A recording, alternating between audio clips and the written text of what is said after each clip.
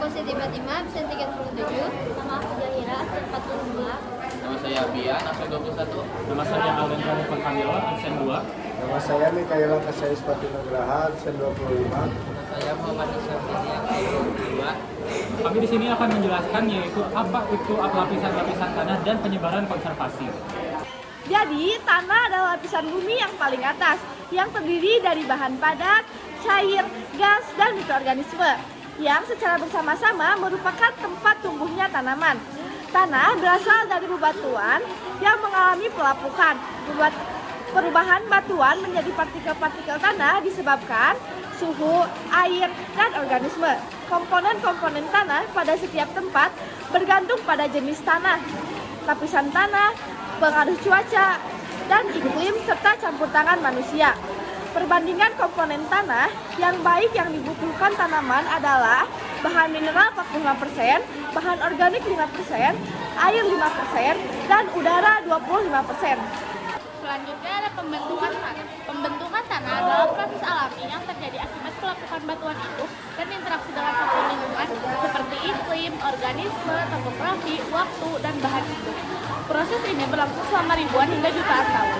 Untuk proses pembentukan tanah, yang pertama ada pelapukan batuan, yaitu batuan induk mengalami pelapukan secara fisik, kimia, dan biologis. Yang kedua, penambahan bahan organ, yaitu sisa makhluk hidup membusuk dan membentuk humus. Yang ketiga, translokasi, yaitu penggerakan mineral dan partikel tanah akibat air dan aktivitas organisme. Yang keempat, pembentukan lapisan tanah, yaitu tanah berkembang menjadi beberapa horizon O, A, B, C, R. Proses ini berlangsung dalam waktu lama dan dipengaruhi oleh faktor lingkungan. Selanjutnya, karakteristik tanah. Secara umum, sifat-sifat fisik tanah yang dapat diamati adalah sebagai berikut.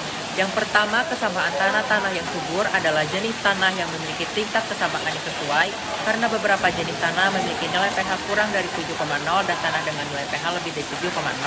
Yang kedua, warna tanah. Pada setiap jenis tanah berbeda-beda. Faktor yang mempengaruhinya adalah kadar bahan organik dan kadar mineral. Urutan warna tanah berdasarkan tingkat kesuburannya dari yang tertinggi hingga yang terendah adalah hitam, coklat karet merah, abu-abu, kuning, dan putih. Yang ketiga, tekstur tanah. Tekstur tanah adalah ukuran partikel-partikel tanah, yaitu pasir, debu, dan tanah yang bertekstur lembung bersifat lengket dan menyerap air banyak sehingga sulit untuk diolah. Dan tanah bertekstur sedang adalah tanah yang mempunyai perbandingan pasir, debu, dan hampir seimbang yang sangat cocok untuk pertanian. Yang keempat, tekstur tanah. Struktur tanah adalah ikatan butiran-butiran pasir, debu, dan liat sehingga membentuk suatu gumpalan seperti berbutir kubus, lempeng, ramah, dan prisma. Yang kelima, permeabilitas tanah. Permeabilitas tanah adalah kemampuan tanah dalam menyerap air. 6 konsistesi pada kondisi basah tanah dapat dibedakan menjadi tanah gembur dan tanah tenggut. Dalam keadaan kering, tanah dapat dibedakan menjadi tanah lunak dan tanah keras. Selanjutnya adalah urutan lapisan tanah dari atas ke bawah. 1. Horizon atau organik. Lapisan paling atas yang kaya akan bahan organik seperti daun membusuk, akar tanaman, dan organisme kehidupan, berperan dalam menyediakan nutrisi bagi tanaman. Yang kedua adalah horizon A atau topsoil atau tanah atas. Campuran bahan organik dan mineral yang subur, merupakan tempat utama bagi akar tanaman dan organisme tanah seperti cacing. Yang ketiga, horizon E atau eluviasi. Lapisan yang mengalami pencucian mineral akibat perkolasi air biasanya berwarna lebih terang karena kehilangan zat besi dan mineral lainnya. Yang keempat ada horizon B atau subsoil.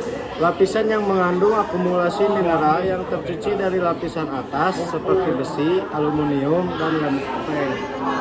Lebih padat dan kurang subur dibanding horizon A. Yang kelima ada horizon C atau regolit. Terdiri dari bahan induk yang belum sepenuhnya mengalami pelapukan, lebih keras dan tidak mendukung pertumbuhan tanaman secara langsung. Yang keenam ada horizon R atau batuan induk. Lapisan yang paling bawah yang terdiri dari batuan padat, merupakan sumber utama material yang mengalami pelapukan untuk membentuk tanah. Nah, saya akan menjelaskan tentang jenis-jenis tanah. Yang pertama ada tanah vulkanis atau tanah gunung api, terbentuk dari pelapukan material yang dikeluarkan oleh gunung berapi. Tanah vulkanis dibagi jadi dua, ada regosol yang itu berbutir kasar berwarna abu-abu hingga kuning. Terus ada andosol berbutir halus berwarna abu-abu sangat subur. Terus ada tanah aluvial berasal dari endapan lumpur yang dibawa oleh aliran sungai. Umumnya subur dan ditemukan di sepanjang daerah aliran sungai. Terus ada tanah gambut berwarna hitam memiliki kandungan air dan bahan organik yang tinggi serta tinggi keasaman yang sangat tinggi. Miskin unsur hara dan drainasinya buruk sehingga kurang subur. Terus ada tanah potsolik merah kuning terbentuk dari batuan kuarsa berwarna merah hingga kuning, bersifat sangat asam dengan kandungan bahan organik dan unsur hara yang rendah. Terus ada tanah laterit hasil pencucian karena pengaruh suhu rendah dan curah hujan tinggi menyebabkan material yang dibutuhkan tanah larut meninggalkan sisa oksidasi besi dan aluminium sehingga tidak subur.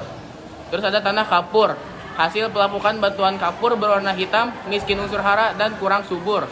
Terus ada tanah litosol berbatu dengan lapisan tanah yang tipis berasal dari batuan keras yang belum mengalami pelapukan sempurna. Terus ada tanah latosol merupakan jenis tanah tua yang terbentuk dari batuan beku yang mengalami pelapukan lanjut berwarna merah hingga coklat bersifat asam. Terus ada tanah potsol atau tanah pucat terbentuk karena pengaruh suhu rendah dengan curah hujan tinggi, mengandung unsur hara yang sangat miskin dan tidak subur. Terus ada tanah mergel, campuran tanah liat, kapur, dan pasir, subur dan cocok untuk tanaman jati. Terus ada tanah humus terbentuk dari pelapukan tumbuh-tumbuhan, sangat subur dan biasanya berwarna hitam. Selanjutnya, dampak perubahan tanah terhadap lingkungan. Bertambahnya populasi manusia memaksa tanah untuk berproduksi secara maksimal. Akan tetapi manusia hanya terpaku pada hasil produksi saja. Akibatnya, tanah sebagai sumber daya alam yang tidak dapat diperbaharui mengalami kerusakan dan memberikan dampak terhadap kehidupan manusia. Yang pertama, luas daerah atau wilayah tempat tinggal manusia semakin berkurang. Yang kedua, pendapatan petani berkurang karena penurunan produktivitas tanah, berkurangnya lahan untuk bercocok tanam karena banyak tanah menjadi lahan kritis. Dan yang terakhir, banyaknya bencana seperti banjir dan tanah longsor karena laju infiltrasi dan kemampuan tanah menahan air berkurang. Nah, selanjutnya sekarang itu adalah apa itu konservasi tanah. Nah, konservasi tanah itu adalah upaya untuk memelihara, melindungi, dan memanfaatkan tanah secara teratur dengan tujuan untuk mengurangi dan memberi solusi masalah terhadap kerusakan tanah. Dan jika kita lihat pada zaman sekarang, hal ini sangat dibutuhkan terutama dilatar belakangi oleh eksploitasi terhadap tanah yang berlebihan. Udah dulu. Selanjutnya itu adalah penjelasan tentang upaya konservasi tanah secara dasar. Nah, pertama ada memperbaiki perlindungan tanah, kedua mengurangi besar energi perusak seperti misalnya air hujan, dan ketiga itu meningkatkan ketahanan agregat tanah terhadap siraman air hujan dan kikisan dari aliran permukaan. Selain dari penjelasan tentang upaya konservasi yang saya sudah jelaskan tadi, saya akan menjelaskan lebih mendetail terhadap upaya-upaya konservasi yang lainnya. Nah, selanjutnya itu adalah upaya vegetatif. Nah, apa itu upaya vegetatif? Yaitu adalah menanam vegetasi pada lahan yang ingin dilestarikan. Misalnya contohnya itu reboisasi, penghijauan, contour strip, cropping, dan crop rotation. Selanjutnya itu adalah cara upaya dengan cara kimia. Nah, yaitu adalah memanfaatkan bahan kimia untuk mencegah dan penanggulangan erosi tanah. Nah, hal ini itu kimia ini di sini untuk berperan sebagai pori-pori udara dalam tanah yang bertujuan untuk menstabilkan tanah. Nah, selanjutnya itu adalah cara upaya dengan cara fisika. Nah, teknik-teknik pengelolaan tanah yang dapat memperlambat aliran permukaan. Contohnya itu adalah contour flowing, buludan, terasering, perbaikan drainase, dan irigasi. Tentang persebaran tanah. Yang pertama ada tanah aluvial. Tanah aluvial yaitu ada di dataran rendah sepanjang sungai. Daerahnya itu ada di Sumatera, Kalimantan, Jawa. Selanjutnya ada tanah vulkanik sekitar gunung berapi. Daerahnya Jawa, Sumatera, Bali, Sulawesi. Selanjutnya ada tanah laterit di tropis, curah hujan tinggi. Kawasannya ada di Kalimantan, Sumatera, Papua. Selanjutnya ada tanah kapur di pegunungan kapur di Gunung Kidul, Jawa Timur, Nusa Tenggara. Selanjutnya ada tanah potsolik, curah hujan tinggi, asam di daerahnya Sumatera, Kalimantan, Papua. Selanjutnya ada tanah gambut yaitu di rawa-rawa, daerahnya itu Kalimantan, Sumatera, dan Papua. Selanjutnya ada tanah latosol di pegunungan perbukitan, daerahnya Jawa, Sumatera, Sulawesi. Selanjutnya ada tanah regasol yaitu di lereng gunung berapi, pantai, daerahnya Jawa, Sumatera, Bali. Selanjutnya ada tanah Mediterranean, daerahnya daerah berbatu kapur, Jawa Tengah, Nusa Tenggara. Selanjutnya ada tanah grumosol di dataran rendah, kapur, daerahnya ada di Jawa Tengah dan Jawa Timur. Terus selanjutnya ada tanah andosol berada di gunung berapi aktif, daerahnya Jawa, Sumatera, Sulawesi. Selanjutnya ada tanah humus di daerah hutan tropis, kaya bahan organik, daerah-daerahnya Sumatera, Kalimantan, dan Papua. Nah, yang selanjutnya yaitu pemanfaatan tanah adalah kegiatan untuk menambah nilai tambah tanpa mengubah bentuk tanah. Pemanfaatan tanah dapat dilakukan untuk berbagai keperluan seperti tempat tinggal, pertanian, dan industri. Optimalisasi pemanfaatan tanah adalah cara terbaik untuk mengolah tanah agar bisa mendapatkan hasil atau keuntungan ekonomis yang setinggi-tingginya. Ada beberapa pemanfaatan jenis tanah, seperti tanah vulkanis, pemanfaatannya untuk pertanian dan perkebunan. Tanah gabut atau organonol, pemanfaatannya untuk persawahan, palawija, dan pertanaman perkebunan.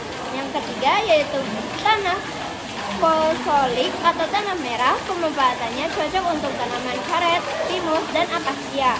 Selanjutnya yang keempat yaitu tanah laterit, pemanfaatannya cocok untuk tanaman kelapa dan mete. Sekian penjelasan dari kami, mohon maaf bila ada kesalahan. Wassalamualaikum warahmatullahi wabarakatuh.